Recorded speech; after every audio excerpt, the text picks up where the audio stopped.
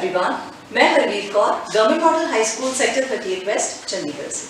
और आज के इस वीडियो में हम क्लास 10 का chapter 1 chemical reactions and equations discuss करेंगे और इसमें हम आज टाइप्स ऑफ केमिकल रिएक्शंस पढ़ेंगे।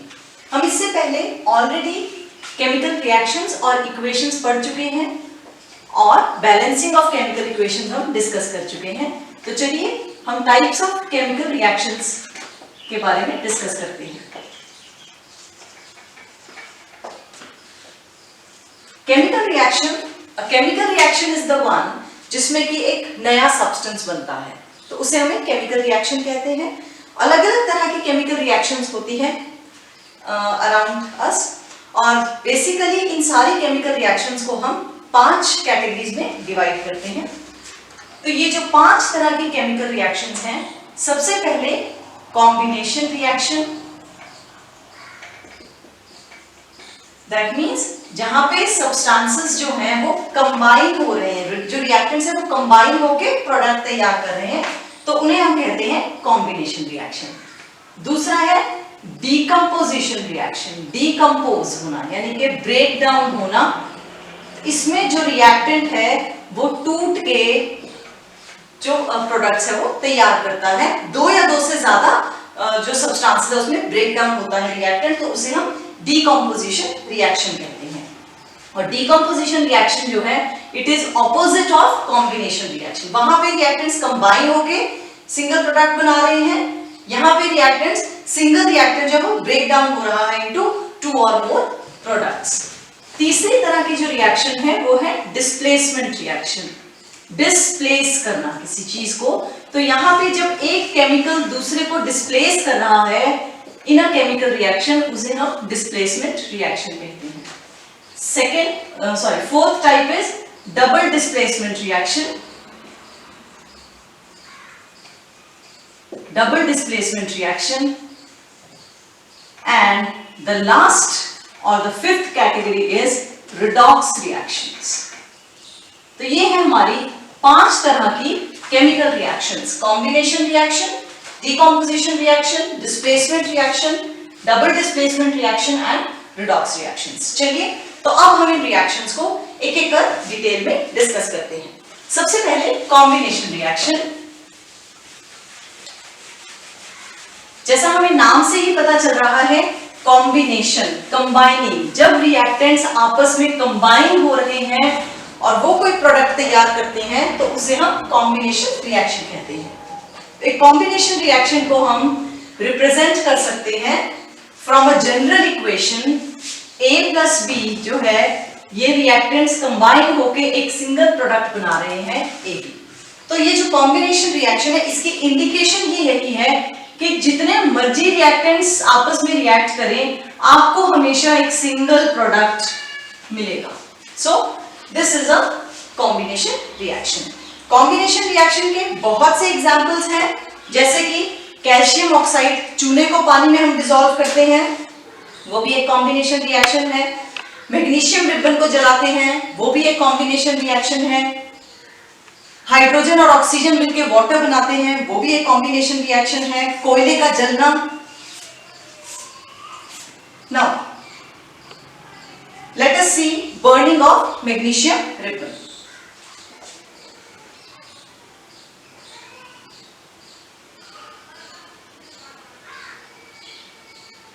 जब मैग्नीशियम रिबन बर्न करता है तो ये ऑक्सीजन के साथ कंबाइन होता है और ये एक white powdery substance magnesium oxide तैयार करता है।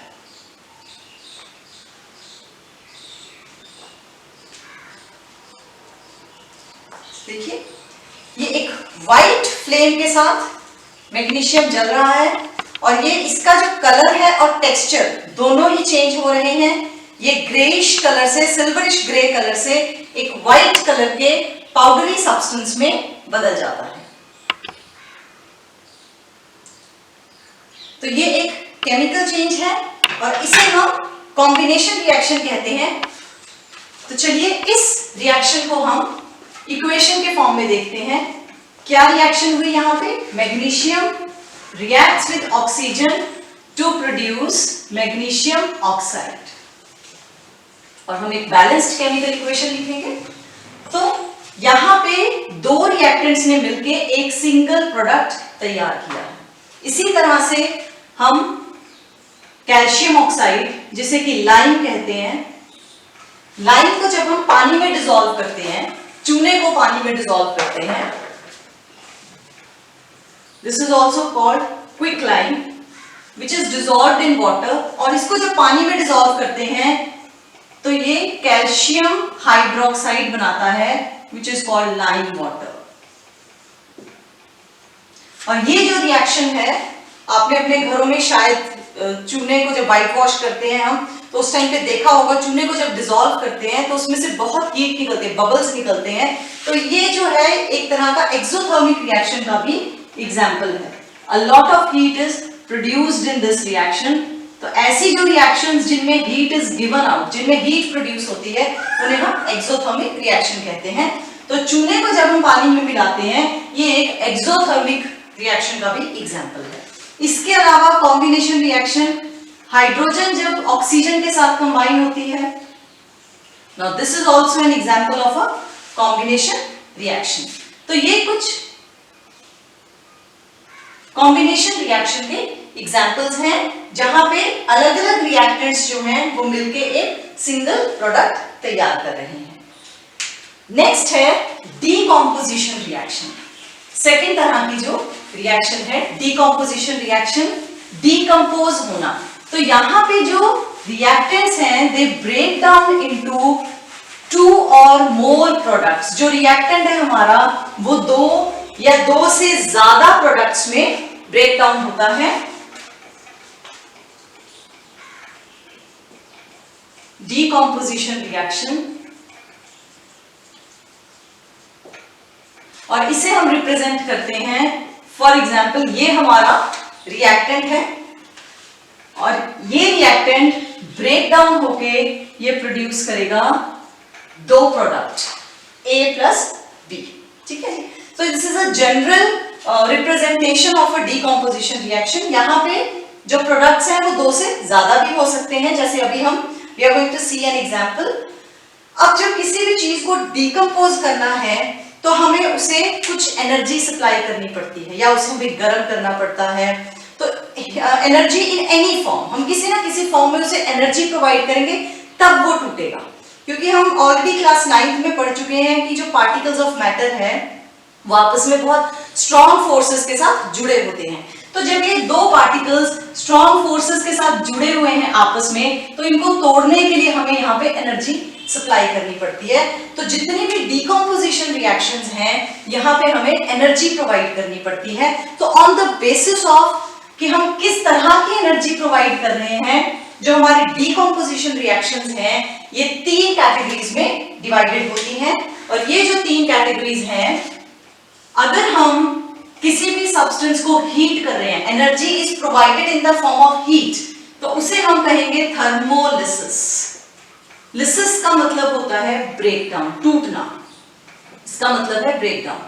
तो जब हम चीजों को गर्म करेंगे, थर्मा का मतलब हीट है, हीट की मदद से जो सब्सटेंस है वो टूट रहा है, वो ब्रेक डाउन हो रहा है, थर्मोलिसिस। अगर हम इलेक्ट्रिसिटी प्रोवाइड करते हैं, energy in the form of electricity is supplied, तो उसे हम कहेंगे electrolysis. Electrolysis, again lysis means break down with the help of electricity, जैसे कि वाटर का इलेक्ट्रोलिसिस होता है। या फिर एनर्जी अगर हम लाइट के फॉर्म में प्रोवाइड करते हैं तो उसे हम कहेंगे photolysis. Photo means light, lysis means breakdown. So when the breakdown, जब जो कंपाउंड है, जो रिएक्टेंट है, वो लाइट की मदद से टूट रहा है, लाइट की एनर्जी एब्जॉर्ब करके टूट रहा है, तो उसे हम कहेंगे फोटोलिसिस।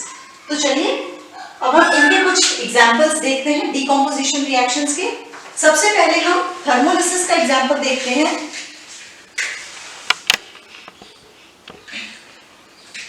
मेरे पास यहां आयरन सल्फेट है,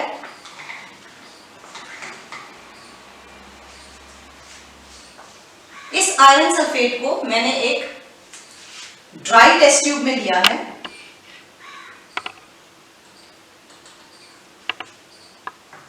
और इस आयरन सल्फेट को मैं हीट करना शुरू करती हूँ।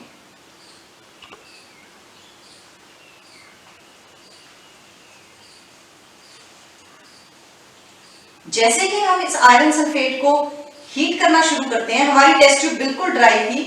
आप इसमें थोड़ा सा क्रैकलिंग साउंड सुन सकते हैं, आवाज आती है, और साथ में जो टेस्ट ट्यूब के साइड में जो वाटर ड्रॉपलेट्स हैं वो इकट्ठी होनी शुरू हो जाती हैं, क्योंकि आयरन सल्फेट जो है जब ये सॉल्ट के क्रिस्टल्स बनाता है तो इसमें वाटर क्रिस्टल्स के साथ सेटल हो जाता है, जिसे हम वाटर ऑफ क्रिस्टलाइजेशन कहते हैं।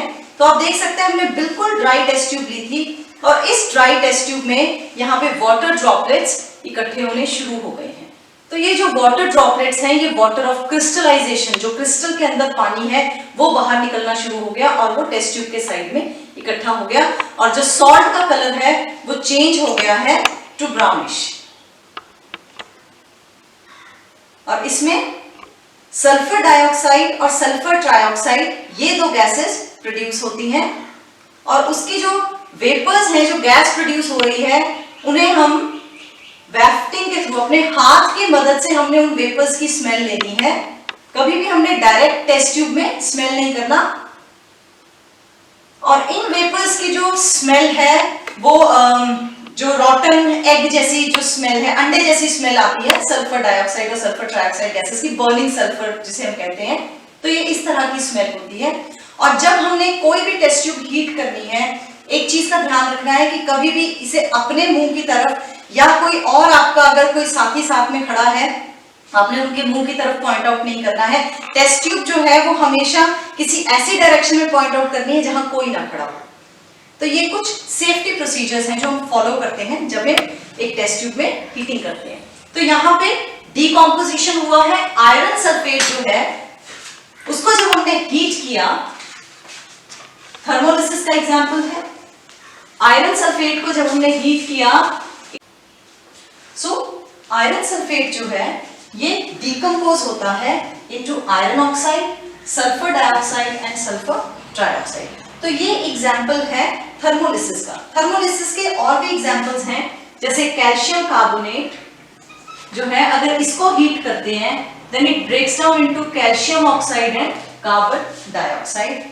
Similarly decomposition of lead nitrate is another example, जहां पे lead oxide, nitrogen dioxide and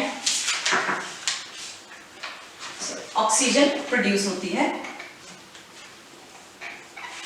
so ये जो है these are all examples of thermolysis। यहाँ पे हीट प्रोवाइड करके हम जो रिएक्टेंट्स हैं उनको ब्रेक डाउन कर सकते हैं। चलिए अब हम इलेक्ट्रोलिसिस का एग्जांपल देखते हैं। Electrolysis of water. जब पानी के थ्रू हम इलेक्ट्रिसिटी पास करते हैं H2O, it breaks down into its constituent gases hydrogen and oxygen. जब पानी के थ्रू इलेक्ट्रिसिटी पास करते हैं तो ये अपनी जो दो गैसेस हैं हाइड्रोजन और ऑक्सीजन में ब्रेक डाउन होता है। हम इस इक्वेशन को बैलेंस करते हैं। तो चलिए हम इलेक्ट्रोलिसिस ऑफ वाटर देखते हैं। यहाँ पे मैंने पानी लिया है और पानी में थोड़ा सा डाइल्यूट HCl ऐड किया है, और यहाँ पे दो पेंसिल्स ली हैं जो कि इलेक्ट्रोड की तरह काम करेंगी। इस इलेक्ट्रोड को मैं पॉजिटिव टर्मिनल से कनेक्ट कर रही हूं,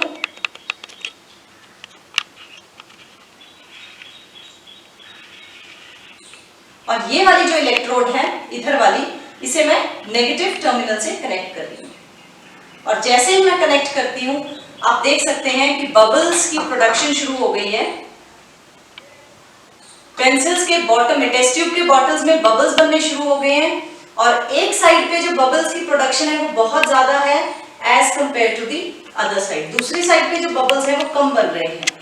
सो one side, the side which is connected to the negative terminal, वहां पे बहुत ज्यादा बबल्स की प्रोडक्शन है, और जो पॉजिटिव टर्मिनल के साथ जो गैस कनेक्टेड है, जो इलेक्ट्रोड कनेक्टेड है, वहां पे बबल्स बहुत कम बन रही हैं। तो ये जो ज्यादा अमाउंट में गैस प्रोड्यूस हो रही है ये कौन सी है? This is the hydrogen gas, और ये जो कम मात्रा में गैस प्रोड्यूस हो रही है ये है ऑक्सीजन गैस।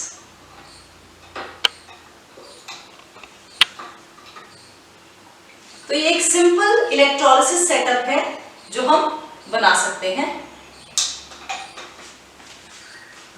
तो चलिए यहां पे वाटर इलेक्ट्रोलिसिस में जो हाइड्रोजन है ये डबल द अमाउंट इकट्ठी होती है एज कंपेयर टू ऑक्सीजन, क्योंकि जब एक वाटर मॉलिक्यूल टूटता है तो वहां पे हाइड्रोजन का अमाउंट डबल है एज कंपेयर टू ऑक्सीजन। ये इस इक्वेशन से हम समझने की कोशिश करेंगे। इसको बैलेंस किया है तो यहाँ पे दो मॉलिक्यूल्स वाटर के हैं। जब दो मॉलिक्यूल्स वाटर के टूट रहे हैं तो हमें एक मॉलिक्यूल ऑक्सीजन का मिलता है और दो मॉलिक्यूल्स हाइड्रोजन के मिल रहे हैं। दैट मींस हाइड्रोजन हमें डबल अमाउंट में मिल रही है, तो हाइड्रोजन की जो प्रोडक्शन है वो भी डबल होती है। So this is electrolysis.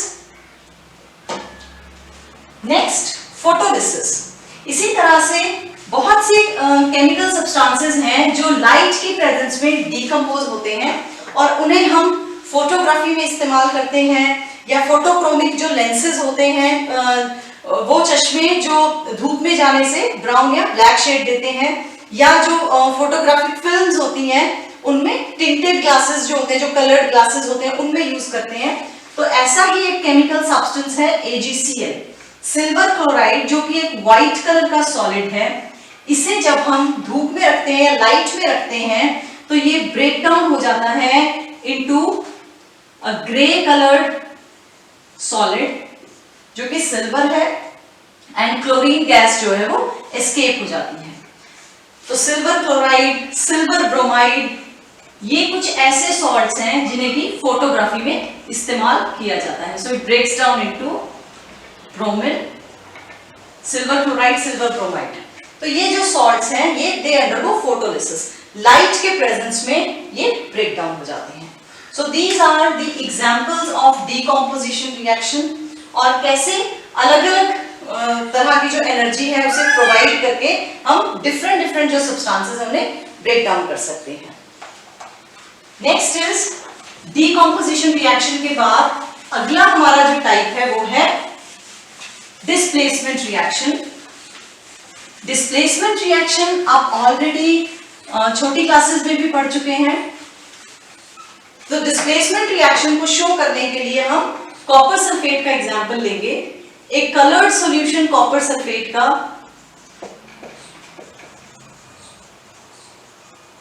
A displacement reaction, पहले हम ये देख लेते हैं।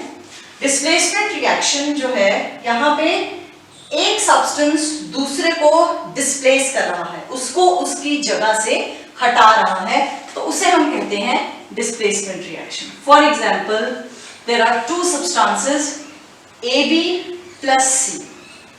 अब C जो है ये A से ज्यादा स्ट्रॉन्ग है, ज्यादा तगड़ा है, तो जो ज्यादा स्ट्रॉन्ग है वो जो कमजोर वाला है उसको उसकी जगह से हटा सकता है। तो C जो है ये A को उसकी जगह से हटा देगा, and it is going to produce a substance Cb, और A जो है वो उस कंपाउंड से बाहर निकल आएगा।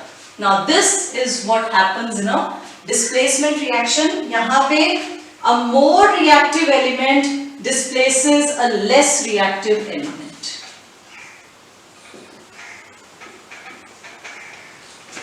A less reactive element. तो चलिए हम डिस्प्लेसमेंट रिएक्शन को ऑब्जर्व करते हैं।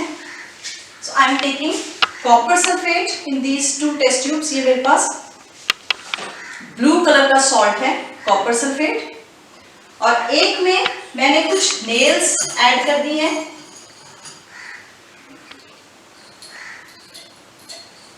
आयरन नेल्स ऐड कर दी हैं। तो आयरन के साथ देखते हैं क्या रिएक्शन होता है। आप जरा कॉपर सल्फेट का कलर अच्छे से नोट कर लीजिए, ये थोड़ा सा डार्क है, और इस रिएक्शन को, इस टेस्ट ट्यूब को थोड़ी देर के लिए रख देंगे। एंड दूसरे टेस्ट ट्यूब में मैंने जिंक ग्रैन्यूल्स ऐड कर दिए हैं।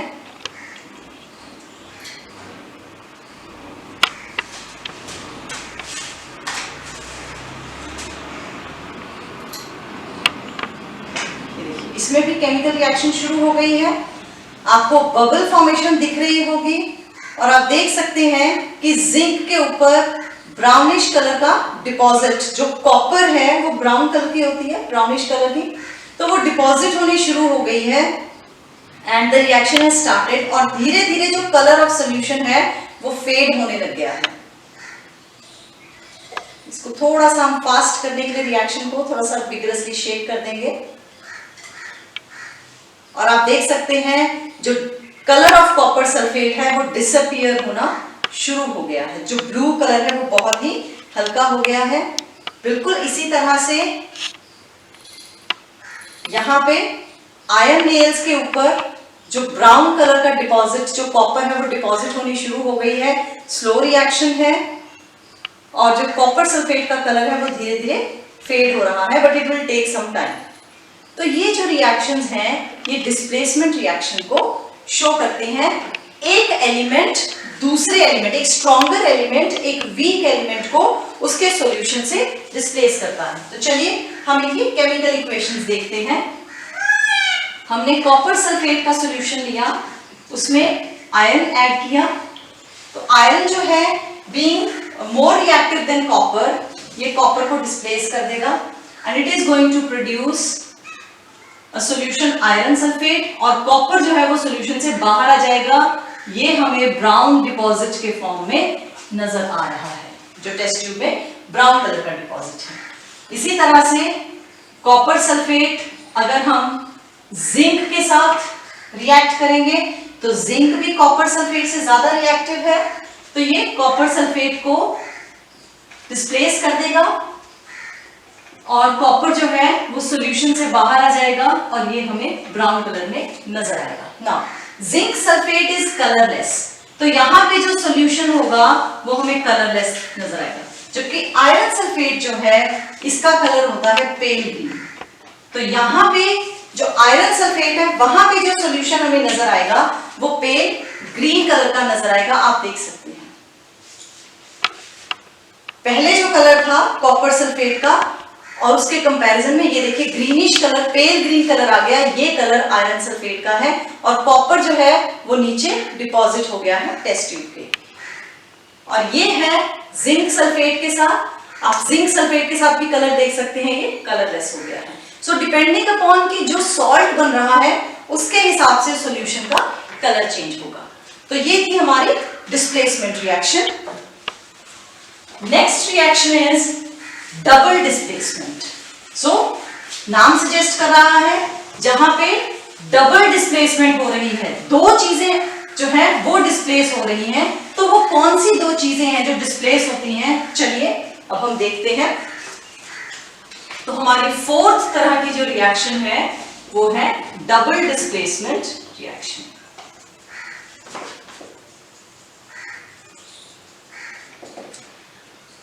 डबल डिस्प्लेसमेंट रिएक्शन में हम दो रिएक्टेंट्स ले रहे हैं AB प्लस CD, और आपस में जो दोनों रिएक्टेंट्स हैं वो अपनी पोजीशन एक्सचेंज कर रहे हैं। तो यहां पे दो डिस्प्लेसमेंट्स हो रही हैं, दो चीजें आपस में एक्सचेंज होती हैं। तो इस तरह की जो रिएक्शन है उसे हम कहेंगे डबल डिस्प्लेसमेंट रिएक्शन। तो A की जगह C आ गया तो हमारा पहला प्रोडक्ट बन गया CB, और C की जगह A चला गया तो हमारा दूसरा प्रोडक्ट बन गया AB। अब ऐसी जो डबल डिस्प्लेसमेंट रिएक्शंस हैं इनमें कई बार एक इनसॉल्युबल प्रोडक्ट जिसे कि हम प्रेसिपिटेट कहते हैं वो भी प्रोड्यूस होता है। तो ऐसी जो रिएक्शंस हैं उन्हें हम कहते हैं प्रेसिपिटेशन रिएक्शन। तो चलिए हम प्रेसिपिटेशन रिएक्शन देखते हैं।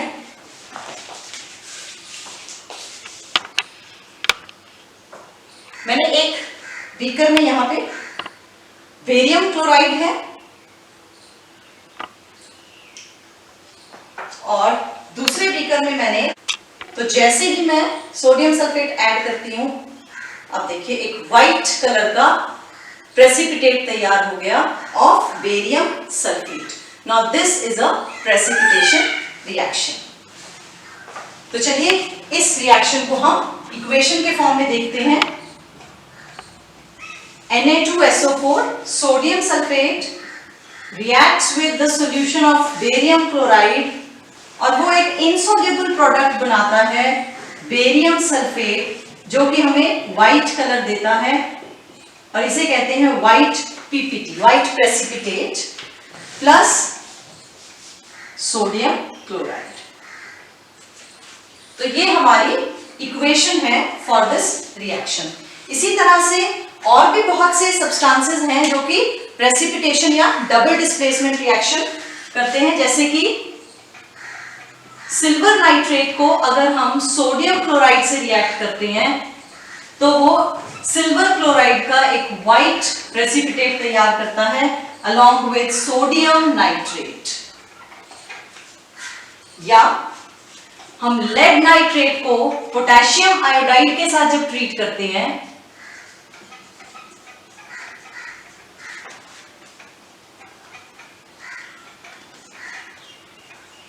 then it produces lead iodide plus potassium nitrate और ये जो है ये येलो प्रेसिपिटेट बनता है, येलो कलर का। जैसे यहाँ व्हाइट कलर का प्रेसिपिटेट दिख रहा है वैसे यहाँ पे येलो कलर का प्रेसिपिटेट लेड आयोडाइड तैयार करता है। तो ये कुछ एग्जांपल्स हैं डबल डिस्प्लेसमेंट रिएक्शंस के और प्रेसिपिटेशन रिएक्शन के। नेक्स्ट हमारी जो लास्ट टाइप ऑफ रिएक्शन है वो है रिडॉक्स रिएक्शन। तो चलिए अब हम रिडॉक्स रिएक्शंस के बारे में पढ़ते हैं। रिडॉक्स जो है ये वर्ड दो रिएक्शन से मिलके लिया गया है, रिडक्शन एंड ऑक्सीडेशन। रिडॉक्स जो है, रिडॉक्स रिएक्शंस, ये जो वर्ड है ये दो वर्ड से मिलके बना है। One is reduction and second is oxidation. तो जब रिडक्शन और ऑक्सीडेशन एक साथ होती है उन्हें हम कहते हैं रिडॉक्स रिएक्शंस। अब रिडॉक्स रिएक्शन समझने से पहले हमें रिडक्शन और ऑक्सीडेशन समझना जरूरी है। तो ऑक्सीडेशन रिएक्शन क्या होगा? ये वर्ड किससे मिलता जुलता आपको लग रहा है? ऑक्सीडेशन वर्ड जो है ये बहुत कुछ ऑक्सीजन से मिलता हुआ है, isn't it? तो इसका मतलब इस रिएक्शन में ऑक्सीजन का कोई ना कोई रोल है। तो ऑक्सीडेशन हम उन रिएक्शंस को कहते हैं जहां पे ऑक्सीजन इज एडेड, जैसे कि मैग्नीशियम की बर्निंग, MgO, कोयले की बर्निंग, कार्बन डाइऑक्साइड, कॉपर की burning.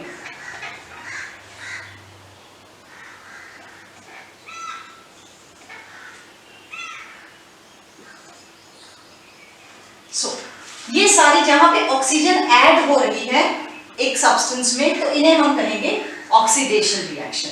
Oxygen is getting added. तो रिडक्शन क्या है? रिडक्शन मीन्स रिड्यूस होना। क्या रिड्यूस होगा? ऑक्सीजन रिड्यूस हो गई। तो जिन सब्सटेंसेस में से ऑक्सीजन रिमूव हो गई उन्हें हम कहेंगे, जहां से ऑक्सीजन निकल गई उन रिएक्शंस को हम कहते हैं रिडक्शन रिएक्शन। जैसे कि when oxygen is removed, तो उन्हें हम कहते हैं reduction reaction. For example copper oxide को जब हम हाइड्रोजन के साथ ट्रीट करते हैं तो कॉपर में से ऑक्सीजन निकल जाता है और ये रिड्यूस हो गई। तो जिस सब्सटेंस में से ऑक्सीजन निकल गया तो इस रिएक्शन को हम कहेंगे कि ये रिडक्शन रिएक्शन है। ठीक है। अब यहां पे अगर हम ध्यान से ऑब्जर्व करें तो यहाँ पे एक सब्सटेंस में से ऑक्सीजन निकल रहा है, कॉपर ऑक्साइड में से ऑक्सीजन निकल गया और ऑक्सीजन कहां चला गया? वो हाइड्रोजन में ऐड हो गया। इसका मतलब एक सब्सटेंस रिड्यूस हो रहा है और दूसरा सब्सटेंस जो है वो ऑक्सीडाइज हो रहा है। तो इन्हीं रिएक्शंस को हम रिडॉक्स रिएक्शंस कहते हैं। अगर ऑक्सीजन निकल रहा है किसी सब्सटेंस से तो वो कहीं ना कहीं ऐड होगा, तो जिस सब्सटेंस में वो ऐड होगा वहां ऑक्सीडेशन हो रही है, जिसमें से वो निकलेगा वहां पे रिडक्शन हो रही है। तो ऐसी जो रिएक्शंस हैं जहां पे रिडक्शन और ऑक्सीडेशन एक ही प्रोसेस में हो रही है, एक ही केमिकल रिएक्शन में दोनों प्रोसेसेस हो रहे हैं, इन्हें हम कहते हैं रिडॉक्स रिएक्शंस। तो चलिए हम रिडॉक्स रिएक्शंस के कुछ और एग्जांपल्स देखते हैं।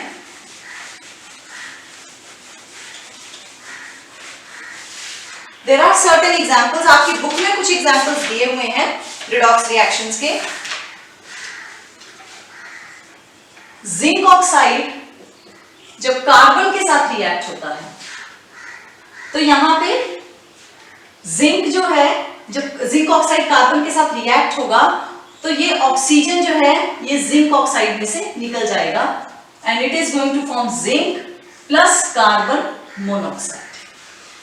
तो इस रिडॉक्स रिएक्शन में एक पार्ट, हाफ रिएक्शन जो है वो रिडक्शन की है और हाफ रिएक्शन जो है वो ऑक्सीडेशन की है। तो ये हमने आइडेंटिफाई करनी है कि कौन सा पार्ट ऑक्सीडाइज हुआ है और कौन सा पार्ट रिड्यूस हुआ है। जहां से ऑक्सीजन रिमूव हुई है, कहां से ऑक्सीजन, पहले किसके पास थी ऑक्सीजन? जिंक के पास। अब जिंक के पास जब प्रोडक्ट में गए तो ऑक्सीजन निकल गई। तो जब ऑक्सीजन रिमूव हुई है इस पार्ट को हम कहेंगे रिडक्शन। तो ये हमारी रिडक्शन रिएक्शन है। कार्बन के पास पहले ऑक्सीजन नहीं थी बट प्रोडक्ट में जाते ही उसके पास ऑक्सीजन आ गई, तो जहां पे एडिशन ऑफ ऑक्सीजन हुई है तो इस पार्ट को हम कहेंगे ऑक्सीडेशन। अच्छा, एक और क्वेश्चन बड़ा कॉमनली पूछा जाता है। एक तो ये पूछते हैं कि आइडेंटिफाई द पार्ट जो जहां रिडक्शन हुई है या ऑक्सीडेशन हुई है। दूसरा एक बड़ा इंपॉर्टेंट जो क्वेश्चन बार बार पूछा जाता है कि आइडेंटिफाई द सब्सटेंस जो रिड्यूस हो रहा है या ऑक्सीडाइज हो रहा है। जो सब्सटेंस रिड्यूस या ऑक्सीडाइज हो रहा है वो आपके रिएक्टेंट्स में है। बच्चे बहुत गलती करते हैं, वो प्रोडक्ट्स में से उठा के लिख देते हैं। प्रोडक्ट तो वो तो आपका एंड प्रोडक्ट है आफ्टर द रिएक्शन, तो वो आपने नहीं लिखना है। आपने वो सब्सटेंस उठाना है जो रिड्यूस हो रहा है या ऑक्सीडाइज हो रहा है। तो वो कौन सा प्रोडक्ट है? It is always present in your reactants. तो आपने जो सब्सटेंस ऑक्सीडाइज हुआ है वो भी आपके रिएक्टेंट में है, जो सब्सटेंस रिड्यूस हुआ है वो भी आपके रिएक्टेंट में है। तो यहाँ ऑक्सीडाइज क्या हुआ है? अगर हम यहाँ पे आइडेंटिफाई करें the substance which is oxidised, तो किसमें ऑक्सीजन ऐड हुई है? ऑक्सीडाइज हुआ है कार्बन। रिड्यूस क्या हुआ है? किसमें से ऑक्सीजन निकली है? तो रिड्यूस क्या हुआ है? रिड्यूस हुआ है zinc oxide. Zinc oxide reduce हुआ है। ठीक है जी। तो ये तो हो गए कौन सा सब्सटेंस ऑक्सीडाइज हुआ, कौन सा रिड्यूस हुआ। अच्छा, एक और यहां पे बड़ी इंपॉर्टेंट टर्म आती है रिड्यूसिंग एजेंट, या जिसे हम कहते हैं रिडक्टेंट या ऑक्सीडाइजिंग एजेंट। ना ये भी बड़ा कंफ्यूजिंग चीज है। रिड्यूसिंग एजेंट, एजेंट क्या होता है? कोई भी एजेंट जो उस काम को कर रहा है वो एक एजेंट है। ठीक है जी। रिड्यूसिंग एजेंट मींस जो सब्सटेंस रिडक्शन कर रहा है उस रिएक्शन में वो हमारा रिड्यूसिंग एजेंट है। तो यहां पे रिडक्शन कौन कर रहा है? जिंक ऑक्साइड में से ऑक्सीजन कौन खींच रहा है? ये रिडक्शन है। ये रिडक्शन किसकी वजह से हो रही है? अगर यहां कार्बन नहीं होती तो क्या ये रिडक्शन होती? बिल्कुल भी नहीं होती। तो ये रिडक्शन किसकी वजह से हो रही है? ये रिडक्शन कार्बन की वजह से हो रही है। तो यहां पे कार्बन जो है वो हमारा रिड्यूसिंग एजेंट है। इन अदर वर्ड्स, जो सब्सटेंस खुद ऑक्सीडाइज हो रहा है, जो खुद ऑक्सीजन ले रहा है, इसका मतलब उसने दूसरे से ऑक्सीजन ली है, दूसरे में से ऑक्सीजन निकाल ली, तो जो खुद ऑक्सीडाइज हो रहा है वो दूसरे के लिए रिड्यूसिंग एजेंट है। इसी तरह से ऑक्सीडाइजिंग एजेंट, ऑक्सीडाइजिंग एजेंट क्या है? जो ऑक्सीजन दे रहा है, जिसके पास ऑक्सीजन होगी वही देगा। तो यहाँ पे कौन से सब्सटेंस के पास ऑक्सीजन है? यहाँ पे जिंक ऑक्साइड के पास ऑक्सीजन है, तो ये ऑक्सीजन दे रहा है कार्बन को। तो यहाँ पे ऑक्सीडाइजिंग एजेंट कौन सा है? Zinc oxide. यानी कि वो सब्सटेंस जो खुद रिड्यूस हो रहा है वो दूसरे को ऑक्सीडाइज करता है। तो that is our oxidising agent. तो ये कुछ टर्म्स हैं जो हमें क्लियर होनी चाहिए। ये 3 चीजें, रिडक्शन एंड ऑक्सीडेशन आइडेंटिफाई करना इन केमिकल रिएक्शन, ऑक्सीडाइज और रिड्यूस कौन से सब्सटेंसेस हुए हैं ये आइडेंटिफाई करना, और रिड्यूसिंग एजेंट या रिडक्टेंट या ऑक्सीडाइजिंग एजेंट या ऑक्सीडेंट कौन से हैं। तो ये रिडॉक्स रिएक्शन में इंपॉर्टेंट है। तो ये तो थे हमारी 5 तरह की जो केमिकल रिएक्शंस हैं और उनके कुछ एग्जांपल्स हमने ऑब्जर्व किए। नाउ नेक्स्ट इज ये जो ऑक्सीडेशन रिएक्शंस हैं इनके कॉमन लाइफ एग्जांपल्स, जैसे कि रैंसिडिटी।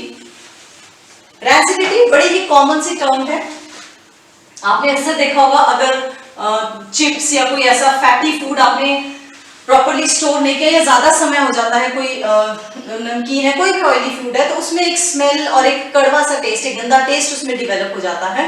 और वो क्यों होता है? क्योंकि इसमें जो ऑयली फूड्स हैं इनमें जो ऑयल है इट गेट्स ऑक्सीडाइज्ड। जो ऑयल है ये जब ऑक्सीडाइज होगा तो वो एक नए सब्सटेंसेस बना लेगा। वो जो नए सब्सटेंसेस हैं वो उसका टेस्ट और उसकी स्मेल जो है चेंज कर देते हैं। तो ऑक्सीडेशन ऑफ फैट की वजह से जो फूड है वो रैंसिड हो जाता है। तो इस ऑक्सीडेशन को रोकने के लिए क्या करते हैं, जो चिप्स पैकेट्स हैं, जो भी ऐसा फैटी फूड है उसमें नाइट्रोजन फिल की जाती है। अक्सर हमने इस तरह के बहुत जोक्स भी सुने हैं कि जो चिप्स का पैकेट है उसमें हवा ज्यादा होती है, चिप्स कम होते हैं, हवा ही भरी होती है। तो वो हवा कौन सी है? वो एक्चुअली एक इनर्ट गैस है, नाइट्रोजन।